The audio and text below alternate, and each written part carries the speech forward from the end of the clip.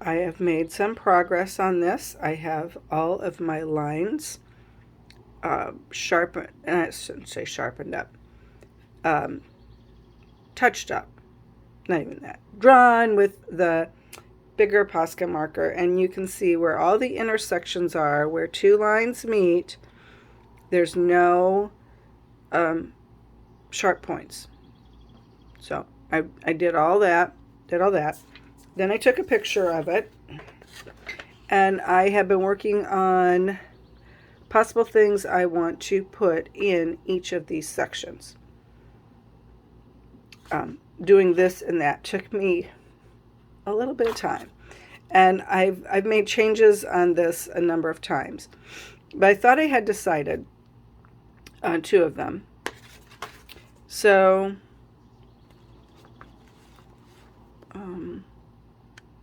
let's see, you can't really see it. That's the wrong way. Okay, well, I guess I can't make it smaller. But if you notice, like, this area is not as the same color as that, and neither is this. I put elements from here. I put that, and I put this wheat. But I didn't like them, so I thought, I'll just paint over them. Well, when I painted, and the Posca marker was dry, but it still kind of smeared a little bit. So I thought, okay, what that taught me was I need to first figure out what color I want to paint all of these, and paint them, then go back and touch it up with the Posca marker a little bit. Not going to do that a lot, because I'm still planning to use the flexible paste on these lines, on all these lines, to give it that etched effect. And I thought, well, if I put the lines on there first and then I paint it, I'm gonna have to go back and retouch it up. So what I'm gonna do now is decide what colors I'm gonna paint on all of this. And I'm probably not gonna paint all of them. I am gonna paint some. And then I'll work on the modeling paste part. That's my plan at this point. Let's see what happens. Look at this beautiful, colorful canvas. So at this point, I have all of the sections colored. You might, or I should say painted. I painted all of these. They all have either metallic or iridescent paints in them. I'm trying to get a little shimmer in it. We'll see how that goes. The Posca markers that I use are like a matte, so I want the shimmer to show up against it. You might notice that my black lines have kind of disappeared. That's okay, because I'm going to use the texture paste to make those raised, so I really just needed the lines to show me where to paint. It kind of made painting easier, because I didn't have to worry about, I could go over the lines because I knew they were going to be covered up anyway.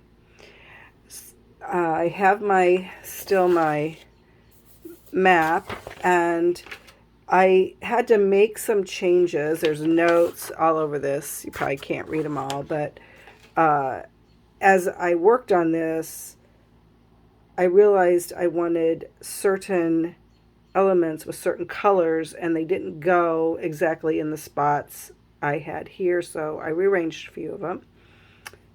I'm using all of them I had originally written down except for one, and I went back and forth in my mind. Should I do the lines, or the black lines with the raised, or should I drew the elements inside? And what I've come down to is I'm going to start doing the elements inside, and then the last thing that I do will be the lines. I'll put the texture paste on this. I will let it dry for at least a day, and then I'll paint it black. That's my process goal, or plan, I should say, right now. So what I am ready to do now is to start putting all of my elements in here. And how I am going to do this, I'm going to do one on camera. Oops, maybe. I have to move this out of the way. So I'm going to do this one right here. I need a little more light.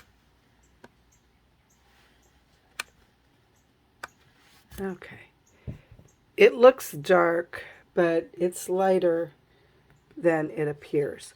So that one is this, which are these little chicken feet. So I'm going to use my my black marker, the PC1M Pin Type Posca Black, and I'm going to put those in here. One of the comforting things about this is if I completely mess up one of these, the elements in here, I can paint over it. So I'm giving myself a lot of breathing space that it's okay if it doesn't work out. So what I'm going to do now is start and put these little chicken feet on here. I'll put some of them on here and show you what I do.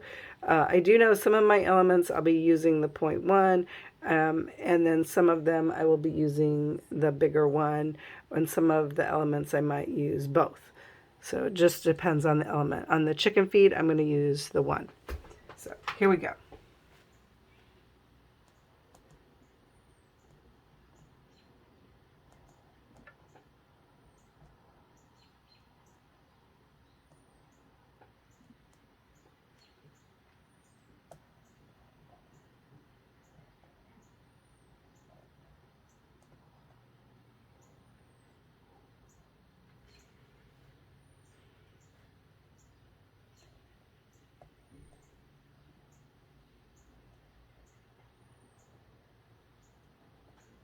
Okay, that's probably really exciting to watch.